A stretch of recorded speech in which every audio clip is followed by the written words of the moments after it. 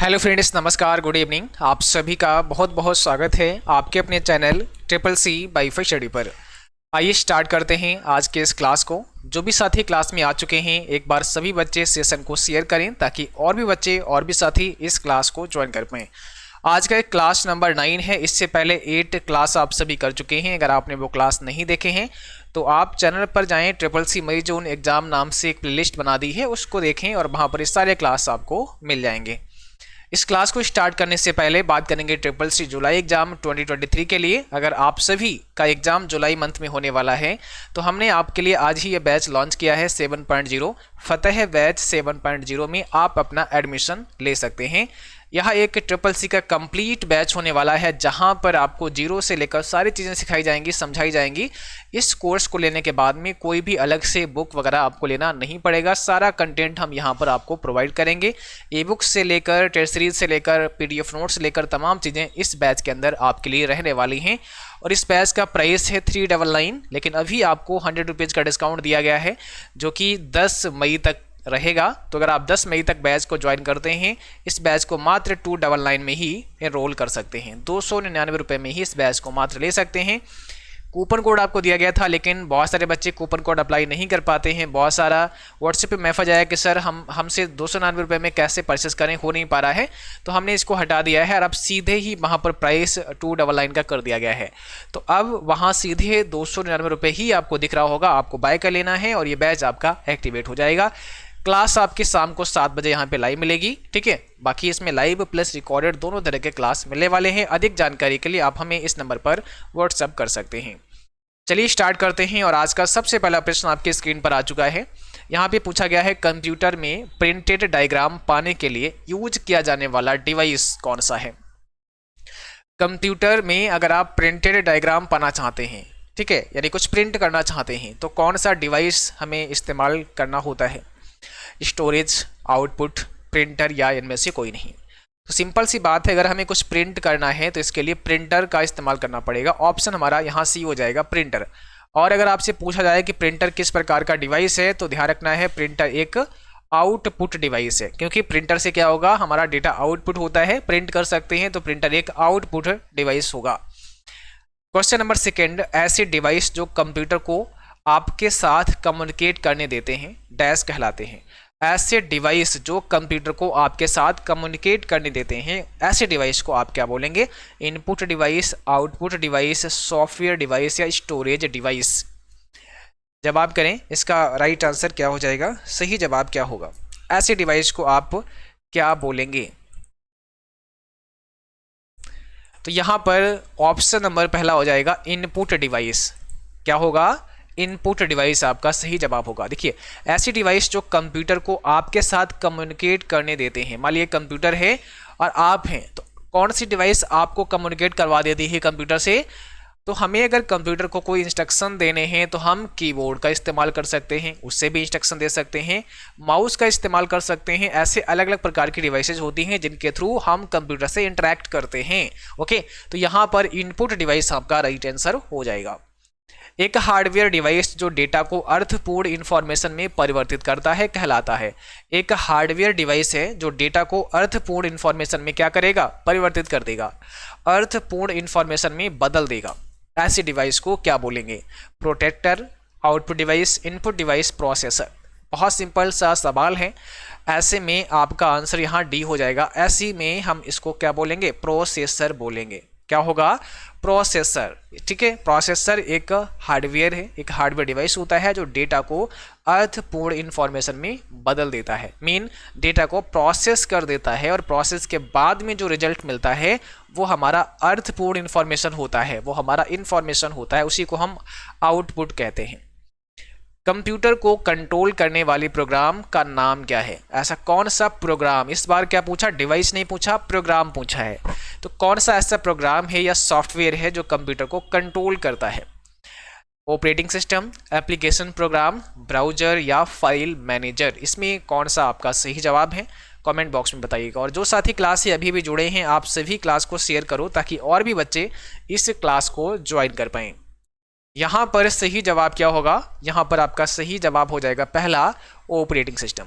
Computer को control करने वाले प्रोग्राम का नाम क्या है?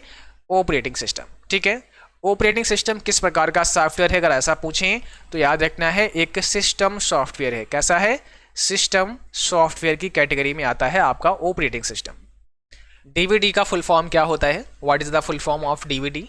कई बार आपसे एग्जाम में डीवीडी या फिर सीडी का फुल फॉर्म पूछता है। ठीक है, तो डीवीडी का मतलब होता है डिजिटल वीडियो डिस्क या डिजिटल वर्सेटाइल डिस्क। यहाँ पर आपका ऑप्शन बी डी हो जाएगा, both A and B. DVD का डिजिटल वीडियो डिस्क या डिजिटल वर्सेटाइल डिस्क होता है और सीडी का कॉम्पैक्ट डिस्क होता है। अगर इसका पूछे आपसे सीडी का, तो कॉम्पैक्ट डिस्क आंसर आपका हो जाएगा। ठीक है, तो यहाँ पर आपका ऑप्शन नंबर डी करेक्ट होगा। अगला सवाल है, अपने कंप्यूटर पर संगीत सुनने हेतु आपके लिए क्या आवश्यक होगा? अपने कंप्यूटर पर संगीत सुनने हेतु आपके लिए क्या आवश्यक होगा? Video card, tape recorder, mouse या फिर साउंड कार्ड? तो अगर आप संगीत सुनना चाहते हैं, इसके लिए क्या आवश्यक होगा बताइए। देखो यहाँ पर सही जवाब डी हो जाएगा, साउंड कार्ड होना चाहिए। ठीक है, साउंड कार्ड यानी ऑप्शन नंबर डी करेक्ट होगा। एक वर्कशीट का डिफ़ॉल्ट हेडर क्या होता है? एक वर्कशीट का डिफ़ॉल्ट हेडर क्या है? यूजर नेम है, डेट और टाइम है, सीट टैब नेम है या उपरोक्त में से कोई नहीं? एक वर्कशीट का डिफ़ॉल्ट हेडर आपको बताना है। क्वेश्चन नंबर 7 है आपकी स्क्रीन पर, आंसर देना है आपको यहाँ पे कौन सा करेक्ट आंसर हो जाएगा। एक वर्कशीट का डिफ़ॉल्ट हेडर क्या होता है? देखो यहाँ पर बात की जा रही है टाइटल नेम की। जब भी आप किसी भी स्प्रेडशीट प्रोग्राम में होते हैं, चाहे वो लिब्रियोफिस कैल्क में हो या फिर एक्सेल में हो, और सभी का अपना एक डिफ़ॉल्ट टाइटल नेम होता है और वो टाइटल बार पर दिखाई देता है। बट यहाँ पर ऐसा कोई ऑप्शन दिया नहीं गया है, तो ऑप्शन नंबर डी होगा, उपयुक्त में से कोई भी करेक्ट नहीं है। आंसर आपको डी में लगाना है। GUI का पूरा नाम क्या होता है? What is the full form of GUI? अब GUI का मतलब क्या होता है, ये आपसे पूछा गया है। देखो अगर हम ऑपरेटिंग सिस्टम की बात करें तो दो टाइप के होते हैं। आपने कहा सर कौन कौन से? तो हमने कहा एक तो GUI होता है, दूसरा CUI होता है। मतलब ये है कि एक ग्राफिकल यूजर इंटरफेस पर आधारित होता है और दूसरा कैरेक्टर यूजर इंटरफेस पर आधारित होता है। अब दोनों में डिफरेंस क्या होता है? जो ग्राफिकल यूजर इंटरफेस पर होते हैं, इनमें हम कहीं पर भी क्लिक कर सकते हैं, माउस से कहीं पर भी हम क्लिक कर सकते हैं, पॉइंट कर सकते हैं चीज़ों को। ठीक है, बट जो CUI पर आधारित होते हैं, उनमें हमें कोई भी काम करने के लिए एक स्पेशल कमांड लिखनी होती है। वो कमांड हमें याद होनी चाहिए, उसी को हम CUI कहते हैं। इसका सबसे अच्छा एग्जाम्पल है MS-DOS, जैसे माइक्रोसॉफ्ट डिस्क ऑपरेटिंग सिस्टम कहा जाता है। वहाँ पर जब हम उसको यूज करते हैं तो वो आप उसमें एक कमांड लिखना होता है, तभी हम उसको ऑपरेट कर सकते हैं। तो GUI का मतलब होता है ग्राफिकल यूजर इंटरफेस। क्या होगा?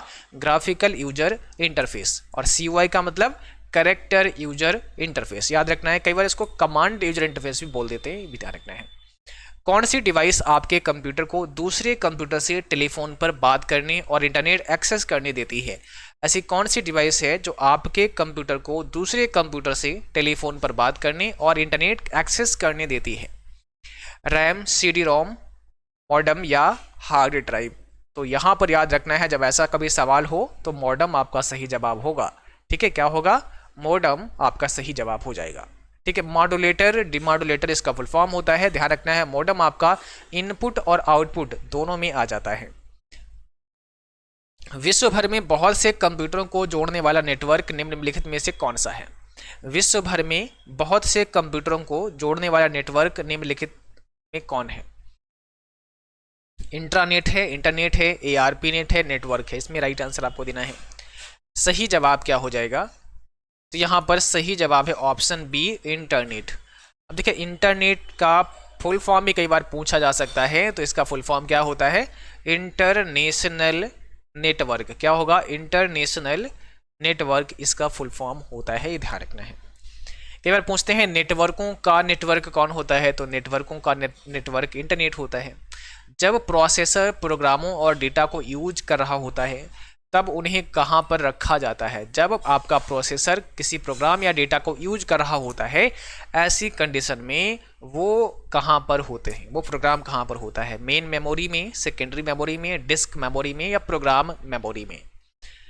तो जरा बताओ इसका सही जवाब क्या हो सकता है? राइट आंसर यहाँ पे क्या हो जाएगा? आंसर आपको देना है। चलिए, ऑप्शन पहला ही करेक्ट हो जाएगा, मेन मेमोरी में। कहाँ पर होता है वो डेटा? मेन मेमोरी में होता है। जब तक डेटा मेन मेमोरी में नहीं जाएगा तब तक प्रोसेसर उसको एक्सेस ही नहीं कर पाएगा, ठीक है। तो ऑप्शन यहाँ पे पहला हो जाएगा। अगला सवाल है what is the size of CD. अब यहाँ पूछा है कि सीडी का साइज कैसा होता है, ये थोड़ा सा मिसप्रिंट है यहाँ पे। सीडी जैसे कॉम्पैक्ट डिस्क कहते हैं, तो सीडी का साइज पूछा है कैसा होता है। क्या वर्गाकार होती है, क्या आयताकार होती है, क्या गोल होती है, क्या षटकोणीय होती है। तो आपका जो सीडी है ना, जो कॉम्पैक्ट डिस्क होता है वो किस प्रकार का होता है, ठीक है, वो आपसे पूछा गया है। कैसी होती है ये आपसे पूछा गया है। ऑप्शन यहाँ पर आपका क्या होगा? सी हो जाएगा, गोल होती है। कैसी होती है सीडी? गोल होती है। देखिए सीडी आप सबने देखी होगी, इस प्रकार से कुछ होता है, इसी को सीडी कहा जाता है, कॉम्पैक्ट डिस्क कहा जाता है। कंप्यूटर पर इंफॉर्मेशन डैश के रूप में स्टोर किया जाता है। कंप्यूटर में जो इंफॉर्मेशन होता है वो किसके रूप में होता है? क्या वो एनालॉग डेटा होता है, क्या वो डिजिटल डेटा होता है, मॉडम, या ये सभी? तो देखिए कंप्यूटर के अंदर जो भी इंफॉर्मेशन होती हैं वो सब कैसा होता है? डिजिटल डेटा होता है ना। सारा इंफॉर्मेशन डिजिटल रूप में आपके कंप्यूटर में स्टोर होता है। फाइबर ऑप्टिकल केबल का व्यास किस यूनिट में मापा जाता है? फाइबर ऑप्टिक केबल का व्यास कौन सी यूनिट में मापा जाता है? आंसर दीजिएगा। क्वेश्चन नंबर 14 आपके स्क्रीन पर है, इसका सही जवाब क्या हो जाएगा? तो यहां पर ऑप्शन बी हो जाएगा, माइक्रोन्स में मापा जाता है। आंसर में बी आपका राइट होगा।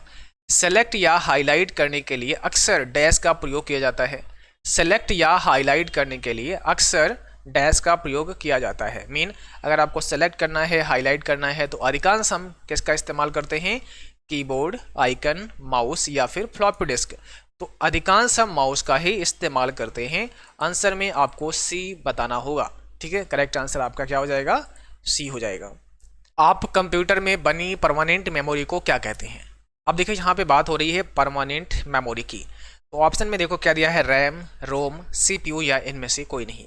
अब इनमें से ही आपको बताना है कि परमानेंट मेमोरी कौन सी है। तो सिंपल सी बात है, यहाँ पे रोम हो जाएगा। रोम कैसी है? एक परमानेंट मेमोरी है ना, एक नॉन वोलेटाइल मेमोरी है आपकी रोम, जैसे रीड ओनली मेमोरी कहा जाता है। तो ऑप्शन यहाँ पर कौन सा होगा? ऑप्शन आपका बी करेक्ट हो जाएगा। आउटपुट देखने के लिए आप डैश का उपयोग करते हैं। आउटपुट देखना है तो आउटपुट देखने के लिए आप किसका उपयोग करते हैं? भाई अगर मान लिया आपने कंप्यूटर में कुछ काम किया है और उसका आउटपुट हमें देखना है, ठीक है, तो वो कहाँ दिखेगा? मॉनिटर पर दिखेगा। जो भी कंप्यूटर में प्रोसेसिंग होता है उसके बाद में जो रिजल्ट्स होते हैं वो हमें एज ए आउटपुट हमारे मॉनिटर पर ही शो होते हैं। तो ऑप्शन नंबर पहला हो जाएगा। और अगर आप चाहते हैं तो उसे प्रिंट भी कर सकते हैं बाद में। फिर राइटर में नया पृष्ठ आरंभ करना है तो कौन सी की दबानी चाहिए? नया पृष्ठ मीन नया पेज, तो न्यू पेज आपको लेना है, नया पेज आपको लेना है, तो आप क्या करोगे? कंट्रोल के साथ में एंटर दबा दोगे। इसी को कहते हैं पेज ब्रेक करना। कई बार पूछता है शॉर्टकट की कि भाई राइटर में पेज ब्रेक की शॉर्टकट की बता दो, कंट्रोल एंटर ही आपको बताना है। कंट्रोल एंटर से पेज ब्रेक कर सकते हैं, नया पेज ले सकते हैं। एटीएम का पूरा नाम क्या होता है? एटीएम का फुल फॉर्म आपसे पूछा गया है, तो बताइए एटीएम का फुल फॉर्म क्या होता है? एटीएम का मतलब होता है automated teller machine. Option number D हो जाएगा, ऑटोमेटेड टेलर मशीन एटीएम का फुल फॉर्म होता है। अगला सवाल है, किसी मौजूद पावर पॉइंट प्रेजेंटेशन को खोलने हेतु संक्षिप्त कुंजी प्रयोग में लाई जाती है। अब अगर आप कोई भी जो पहले से हमारा पावर पॉइंट प्रेजेंटेशन बना हुआ है उसको ओपन करने के लिए हम कौन सी शॉर्टकट की हम यूज़ करते हैं? पहले से मौजूद कोई भी फाइल है, कोई एग्जिस्टिंग फाइल है, उसे ओपन करना है तो हम कंट्रोल ओ से ओपन कर सकते हैं। बहुत सिंपल है, ऑप्शन यहाँ पे पहला हो जाएगा, कंट्रोल ओ। निम्न में से कौन एक प्रोटोकॉल नहीं है? HTTP, NET, BIOS, PPP, SMTP, कौन सा एक प्रोटोकॉल नहीं है? आंसर में आपको बताना है। करेक्ट आंसर क्या हो जाएगा? जल्दी से बताएं, कौन सा एक प्रोटोकॉल नहीं है? ठीक है, तो यहां पे देखो HTTP, PPP और SMTP ये सभी कैसे हैं? प्रोटोकॉल हैं। है कौन सा नहीं? तो यहां पर ऑप्शन बी हो जाएगा आपका, ये प्रोटोकॉल नहीं है। अगला सवाल है, विंडो 8 है। विंडो 8 है, क्या है window 8? Compiler, antivirus program, graphics आधारित ऑपरेटिंग सिस्टम, टेक्स्ट आधारित ऑपरेटिंग सिस्टम। तो विंडो 8 क्या है? तो यहाँ पर सही जवाब हो जाएगा ऑप्शन सी, ग्राफिक्स आधारित ऑपरेटिंग सिस्टम या ग्राफिकल ऑपरेटिंग सिस्टम आप कह सकते हैं। बारकोड रीडर एक है आउटपुट उपकरण, इनपुट उपकरण, प्रिंटिंग उपकरण या इसमें से कोई नहीं। तो यहाँ पर आपका सही जवाब क्या हो जाएगा? बारकोड रीडर किस प्रकार का डिवाइस है? तो आंसर में ध्यान रखना है, बारकोड को क्या करेगा? ये रीड करेगा। तो यहाँ इनपुट हो जाएगा, ऑप्शन नंबर पहला बी हो जाएगा, इनपुट डिवाइस है। कंप्यूटर उपकरण को क्या कहते हैं? कंप्यूटर उपकरण को या कंप्यूटर डिवाइस को क्या कहते हैं? हार्डवेयर, बाइट, पेरिफेरल या सॉफ्टवेयर। जो भी कंप्यूटर इक्विपमेंट होते हैं या डिवाइस होते हैं वो पेरिफेरल डिवाइसेस होते हैं। ऑप्शन नंबर सी हो जाएगा यहाँ पर पेरिफेरल। एक्सेल में किस विकल्प के प्रयोग से चार्ट बनाए जा सकते हैं? किस विकल्प के प्रयोग से चार्ट बनाए जा सकते हैं? Chart wizard, pivot table, pie chart या बार चार्ट। तो यहाँ पर ऑप्शन पहला ही हो जाएगा, चार्ट विजार्ड से आप चार्ट बना सकते हैं। समग्र डॉक्यूमेंट सेलेक्ट करने के लिए निम्नलिखित में से किसे प्रयुक्त किया जा सकता है? समग्र मीन आपको पूरा डॉक्यूमेंट क्या करना है? सेलेक्ट करना है, ठीक है। ऑल सेलेक्ट करना चाहते हैं तो इसके लिए कंट्रोल ए दबाएंगे, कंट्रोल ए से हम ऑल सेलेक्ट कर सकते हैं।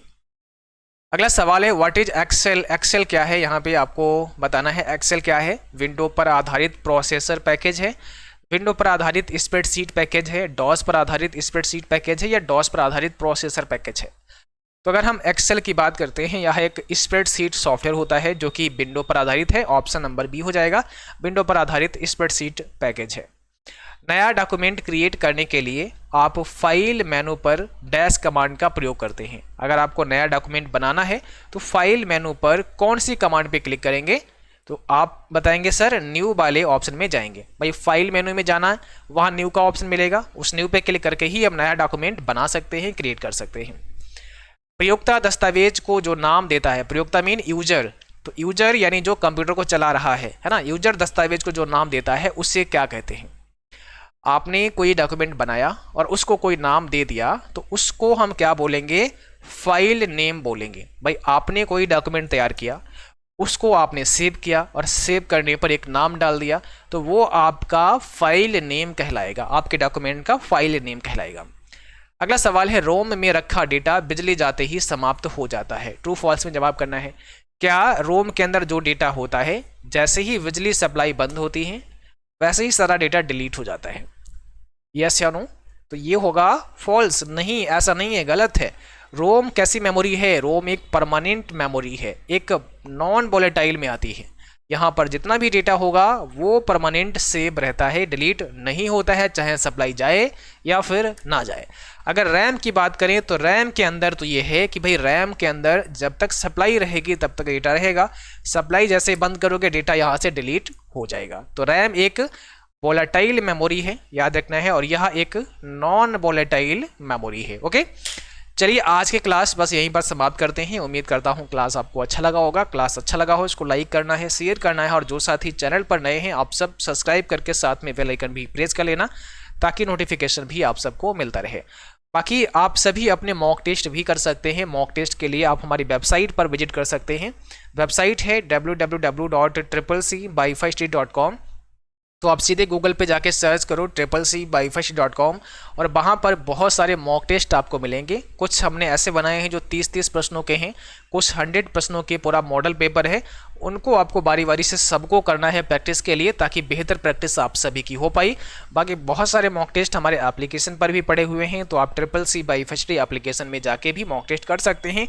और जिन बच्चों ने बैच को परचेज किया है आप सबको हमने एक स्पेशल मॉक टेस्ट दिया है, प्रीमियम मॉक टेस्ट दिया है। वहाँ पर आपको अपने बैच में वो सारे मॉक टेस्ट करने हैं, ठीक है। और जो भी कंटेंट विधिवत हम आपको दे रहे हैं आपके एप्लीकेशन में उसको आपको तैयार करना है। जो साथी बैच लेना चाहते हैं चाहे आप जून में एग्जाम देने वाले हो तो जून वाला बैच ज्वाइन कर सकते हैं, अगर जुलाई में एग्जाम है तो जुलाई वाला बैच ज्वाइन कर सकते हैं। दोनों पर डिस्काउंट है। जुलाई वाले बैच में आपको अभी 100 रुपये का डिस्काउंट मिल जाएगा, एक्स्ट्रा डिस्काउंट है। डिस्काउंट तो पहले से भी है बट ये एक्स्ट्रा डिस्काउंट हमने दिया है और लॉन्चिंग के समय ऐसा हम हमेशा करते हैं। तो ये बैच तो केवल 299 में ले सकते हैं, लेकिन ये ऑफर लिमिटेड टाइम तक के लिए होगा। जून वाले जो बच्चे हैं इनके लिए बैच 399 रुपये का है, लेकिन आपको एक डिस्काउंट कूपन कोड दिया गया है, आपको देव10 अप्लाई करना है तो यहाँ पर 10% और ऑफ हो जाएगा। 10% ऑफ हो जाएगा, मीन ये बैच लगभग आपको 360 रुपये में मिल जाएगा। ठीक है, तो फटाफट से इसको आप ज्वाइन कर सकते हैं और जो क्लास वहाँ हो चुके हैं, जो आपके क्लास छूट गए हैं, वो सारे के सारे मिल जाएंगे। आप फटाफट से उनको रिकॉर्डेड फॉर्म में देख सकते हो, PDF नोट्स डाउनलोड कर सकते हो और बेहतर तैयारी आप कर सकते हो। चलिए आज के लिए बस इतना ही, मिलते हैं अगली क्लास में, तब तक के लिए जय हिंद।